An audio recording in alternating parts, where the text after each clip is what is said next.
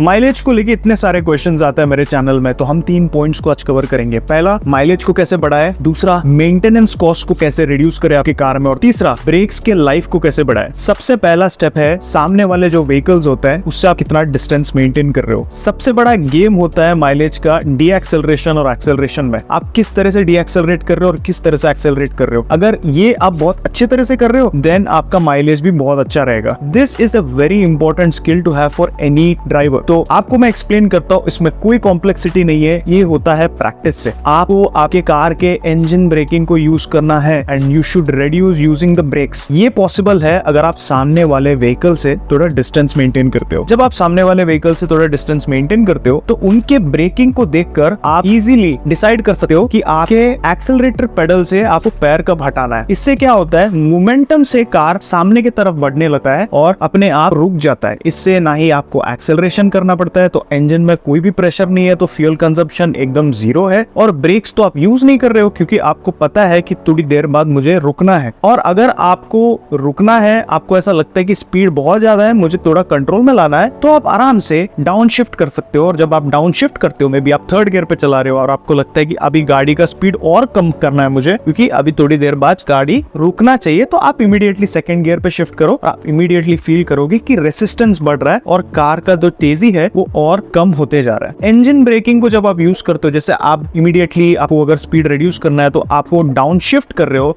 इस तरह से आप कार को कंट्रोल कर रहे हो, तो इससे आपका माइलेज बढ़ने वाला है और ब्रेक्स के लाइफ भी बढ़ेंगे। अब दूसरी बात ये है कि हम बाइकर्स ये बहुत ज्यादा करते हैं बट कार में हम यूजुअली नहीं करते। यूजुअली देखते हैं कि कार के ड्राइवर जो होते हैं वो बहुत ज्यादा ब्रेक्स यूज करते हैं। अगर आप बहुत ज्यादा ब्रेक्स यूज करोगे अननेसेसरीली देन आपको एक्सेलरेशन और डी एक्सेलरेशन करना होगा बार बार, जिससे आपका फ्यूल कंजम्पशन भी बढ़ जाएगा। अब ब्रेक्स काफी इंपॉर्टेंट होता है और ब्रेक्स आपको यूज करना चाहिए, बट मेरा बोलने का मतलब ये है कि आप आराम से चलाओगे at slow speeds keeping a lot of distance from your front vehicle, तो आपका ब्रेकिंग और एक्सेलरेशन डी एक्सेलरेशन बहुत अच्छे से कंट्रोल में आ जाता है। दोस्तों, अगर आपको भगाना है और माइलेज भी चाहिए then go for an EV car. आपको समझना है कि आपको आराम से प्यार से एक्सेलरेशन डी एक्सेलरेशन करना है और सामने वाले व्हीकल से थोड़ा डिस्टेंस रखना है। Definitely you are going to see some good numbers on your car. आपको भगाने का मन करता है, जैसे मैंने आपको बताया, गो फॉर एन ईवी कार जहाँ पे पावर भी मिलेगा, you will also get savings. Idling बहुत खराब है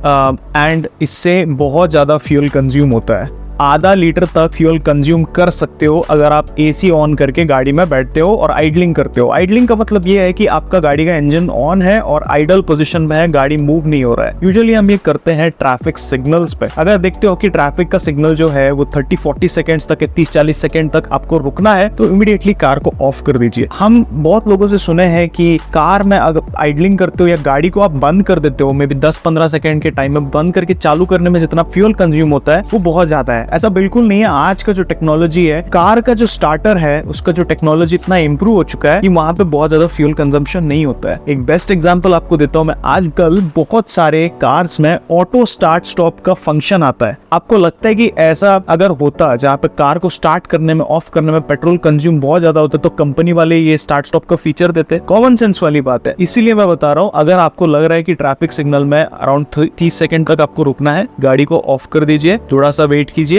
फिर गाड़ी को ऑन करके चलाइए। इससे डेफिनेटली आपका फ्यूल कंजम्पशन रिड्यूस हो जाएगा और ये बहुत इंपॉर्टेंट चीज है जो हमें करना चाहिए। And a very important suggestion, AC को ऑफ करके गाड़ी को बंद कीजिए। ठीक है, जब आप कार को ऑन करते हो अननेसेसरी प्रेशर गिरता है बैटरी पे, do not do that. And also जब कार का इंजन ऑफ है प्लीज एसी को यूज मत कीजिए। इससे बहुत लोगों को प्रॉब्लम हुआ है, स्पेशली बैटरी के इश्यूज आने लगते हैं। So please stay away from this. एक और टिप है आपके लिए, बहुत इंपॉर्टेंट टिप, प्लीज एक टायर इन्फ्लेटर रखिए आपके पास। ये बहुत इंपॉर्टेंट एक्सेसरी है क्योंकि आपका अगर टायर प्रेशर ठीक नहीं है आपकी कार में तो वहां पे फ्यूल कंजम्पशन भी बढ़ने लगता है। और दूसरी बात यह है कि आपका टायर का लाइफ भी रिड्यूस हो जाता है। आपको अगर लग रहा है कि हाँ भाई फ्यूल कंजम्पशन थोड़ा बहुत होगा, बट आपके जो टायर का लाइफ है वो भी खराब हो जाता है। टायर के प्रेशर को कैसे हम चेक करें? मैं जानता हूँ कि बहुत सारे कार्स में टायर प्रेशर मॉनिटरिंग सिस्टम का फीचर नहीं मिलता है, तो आप बाहर से लगवा सकते हो। इसका एक्सेसरी इजी है कॉन्फ़िगर करना, कोई भी कर सकता है। आपको बेसिकली जो TPMS का जो मशीन है उसको आप इजीली फिट कर सकते हो आपके कार में। वो कैसे करते हैं और ये क्यों जरूरी है, ये आप मेरे चैनल में देख सकते हो, आपको वीडियो मिलेगा। और दूसरी बात ये है कि आपको इसका लिंक भी डिस्क्रिप्शन में मिल जाएगा, तो जरूर एक बार चेक कर लीजिए, ये आपके लिए बहुत जरूरी है। तो हमेशा टायर प्रेशर चेक कीजिए। आपको टायर का प्रेशर कहाँ चेक करना है, जहाँ पे आप ड्राइवर सीट में बैठते हो वहां पे डोर के पास मेजरमेंट होगा कि आपका रिकमेंडेड टायर प्रेशर कितना होना चाहिए आपके कार में। एक बार देख लीजिए और उसके हिसाब से हमेशा चेक कीजिए कि आपका कार में जो टायर प्रेशर है वो करेक्ट है या नहीं है।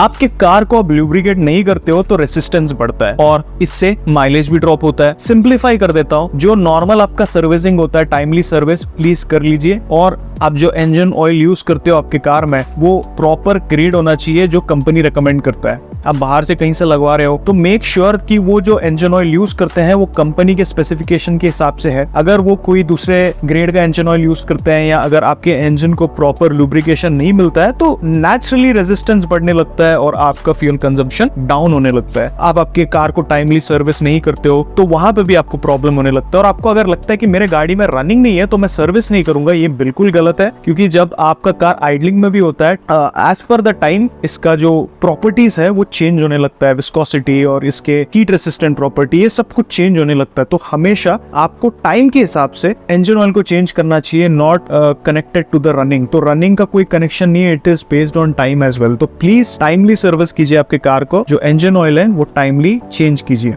एक बहुत वेल नोन प्रॉब्लम है जो मैं यूजुअली देखता हूँ बट कोई इसके बारे में जानता नहीं, अननेसेसरी जो लोड होता है आपके कार में, प्लीज उसको निकालिए। आपके कार जितना हैवी है उतना फ्यूल कंज्यूम करेगा। सो जो अननेसेसरी चीजें हैं, जैसे आप एक्सेसरीज रखते हो आपके कार में विच इज नॉट रिक्वायर्ड, वो आप रख दीजिए घर पे and that will save a lot of fuel when you drive it. क्योंकि कार लाइटर है तो कार का परफॉर्मेंस भी बढ़ जाता है, तो आपको चलाने में भी ठीक लगेगा। तो अननेसेसरी लोड को क्लियर करना जरूरी है। आप एक बार डिक्की खोल के चेक कीजिए, ऐसे चीजें हैं आपके कार में जो नहीं होना चाहिए, please take it off and drive the car as light as possible, क्योंकि इससे जरूर आपका जो एक्सपीरियंस है वो भी बढ़ने वाला है माइलेज के साथ। एक और इम्पोर्टेंट टिप है, ये स्पेशली न्यू कार ड्राइवर्स के लिए। अगर आपको लगता है कि आप 80-90 पे चला रहे हो और विंडोज को ओपन करके आप चलाओगे तो इससे आपका माइलेज इंप्रूव होगा, दैट्स नॉट एंटायरली ट्रू। अगर आप आपके कार को मे बी एसी ऑन करके विंडोज क्लोज करके 80-90 पे आराम से चलाते हो, you will see better mileage figure. And क्यों होता है ये, क्योंकि आप जब विंडोज खोलते हो तो कार का जो एरोडायनामिक्स है वो खराब हो जाता है। तो आप 80-90 पे जब चला रहे हो and the windows are open तो यहाँ पे जो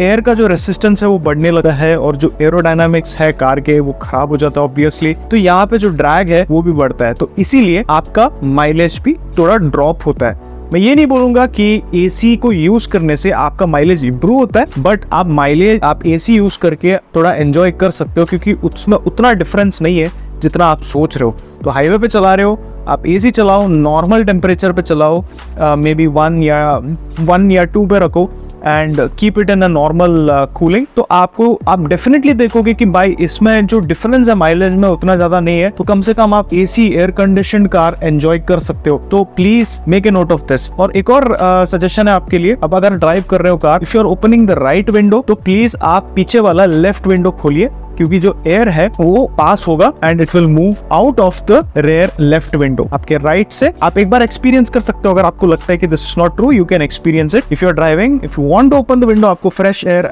एंजॉय करना है, तो राइट साइड आपका खोलिए front window and left side rear window खोलिए, तो कार का थोड़ा एरोडायनामिक्स थोड़ा सा इंप्रूव होता है, बफेटिंग नहीं होता है। तो एक बार आप ट्राई कर सकते हो। दूसरी बात ये है कि हाई एंड कार्स में ऑटोमेटिक क्लाइमेट कंट्रोल आता है। सो अगर आपको लगता है कि आप ऑटो में रख के चला रहे हो, it will improve the mileage, not every time, ठीक है।